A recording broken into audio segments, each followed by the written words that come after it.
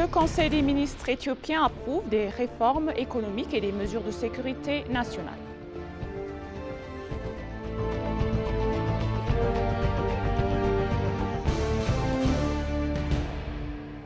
Des efforts sont déployés pour former des jeunes compétitifs dans le domaine de l'intelligence artificielle selon l'Institut.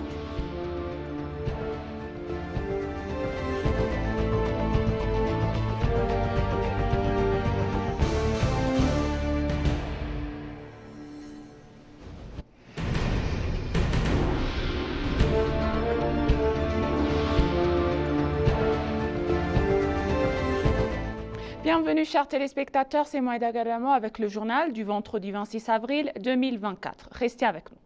Le Conseil des ministres éthiopiens a récemment pris des mesures significatives pour stimuler l'économie du pays et renforcer la sécurité nationale avec l'approbation de divers réglementaires et populations lors des dernières années.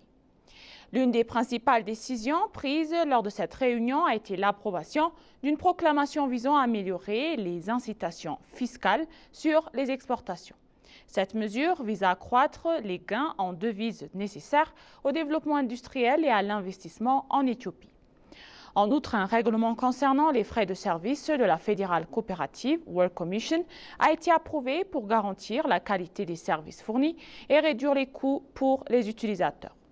Le secteur de la santé a également été au centre des discussions avec l'approbation d'une révision de la politique de santé. Cette initiative vise à répondre aux besoins croissants de la population et à améliorer la qualité des services de santé dans le pays, compte tenu de la croissance démographique et des défis sanitaires actuels. De plus de réformes importantes ont été apportées à la politique agricole et de développement rural.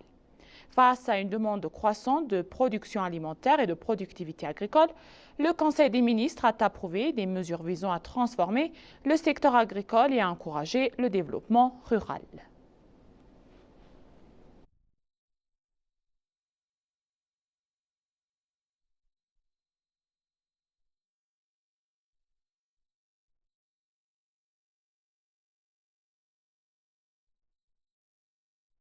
Le Premier ministre Abiy Ahmed a eu des discussions avec son homologue libyen. Le Premier ministre Abiy Ahmed a eu des discussions avec son homologue libyen, Abdul Hamid al-Dabaiba, concernant la paix et la stabilité dans les régions. La coopération économique, l'échange de main-d'œuvre et d'autres domaines d'intérêt mutuel ont eu des discussions aussi. Je suis heureux d'accueillir le Premier ministre Abdul Hamid al-Dabaiba de l'État de Libye. Au cours de notre réunion, nous nous sommes engagés dans les discussions sur la paix et la stabilité régionale, la coopération économique, l'échange de main-d'œuvre et d'autres domaines d'intérêt mutuel, a expliqué le Premier ministre Abiy sur la page des médias sociaux.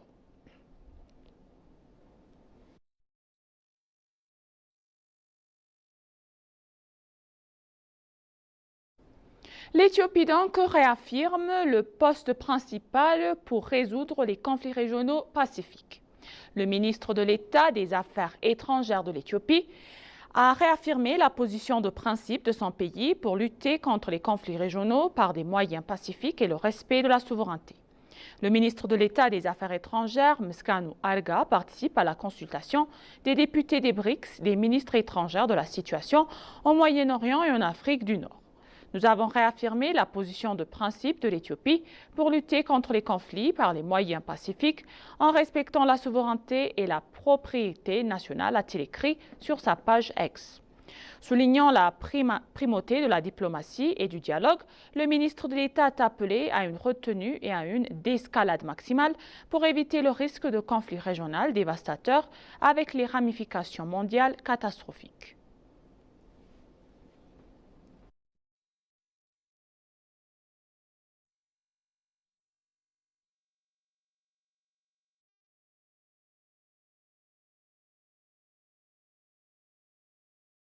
Le Premier ministre libyen jette la couronne à la victoire de l'Adwa Memorial à Addis Abeba. Le Premier ministre de l'État libyen, Abdul Hamid al-Dabaiba, qui est en Éthiopie pour une visite de travail officielle, a déposé une couronne de mémorial de la victoire d'Adwa nouvellement constituée à Addis Abeba. En ce qui concerne l'occasion, le Premier ministre libyen a exprimé son plaisir à la consécration de la victoire de la Doha Victory Memorial de le musée qui a été la fierté de tous les Africains selon le bureau de la communication de l'administration de la ville d'Addis Abeba. Le mémorial de la victoire d'Adwa commémore la bataille historique d'Adwa qui a eu lieu le 1er mars 1896, marquant la victoire de l'Éthiopie sur les forces italiennes.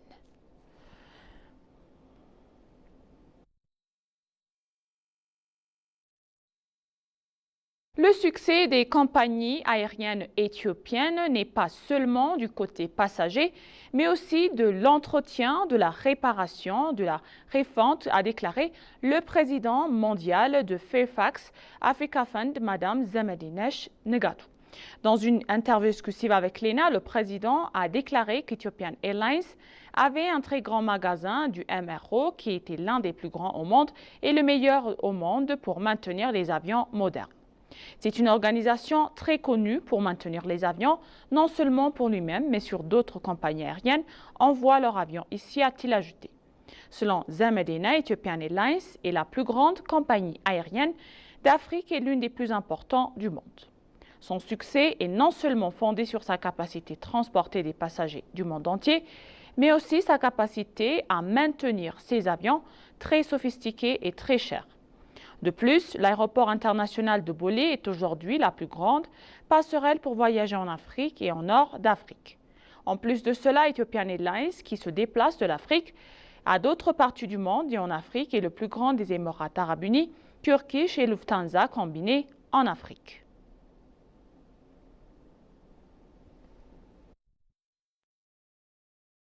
L'Institut éthiopien d'intelligence artificielle a déclaré que des efforts étaient déployés pour former des jeunes compétitifs au niveau international dans le domaine de l'intelligence artificielle. L'Institut éthiopien d'intelligence artificielle a commencé l'inscription des étudiants qui participeront au programme de formation l'été prochain. Il est précisé que les participants du 3e cycle de formation doivent être des élèves du primaire et du secondaire et y pouvoir y assister 4 jours par semaine. Le directeur général de l'Institut éthiopien d'intelligence artificielle, l'ingénieur Warku Gacha, il a déclaré que l'intelligence artificielle est un secteur qui constitue une mesure du développement économique et technologique international.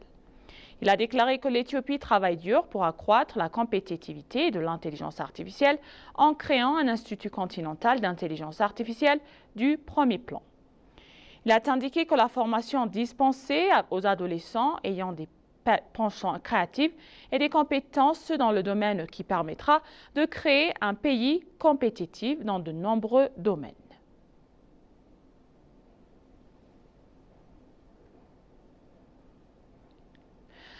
La commission consultative nationale commencera à rassembler l'agenda de l'administration régionale et municipale. Le commissaire en chef de l'État de la commission, le professeur Mesfen Araya, a annoncé que la commission, en outre consultative nationale éthiopienne, commencerait à rassembler les ordres du jour dans les régions et l'administration municipale où la sélection des participants a été effectuée.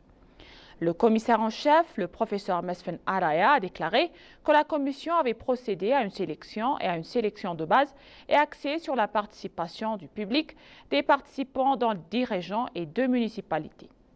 Fort de l'expérience acquise dans les domaines, les participants à la consultation nationale dans les régions d'Amara et du Tigré ont indiqué que le reste du travail sera réalisé.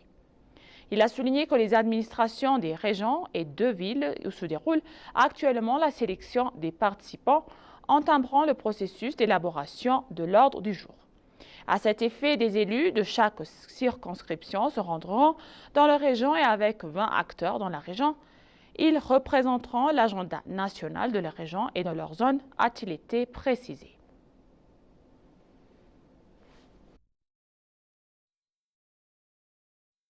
Et maintenant, chers téléspectateurs, je vous rappelle les titres principaux.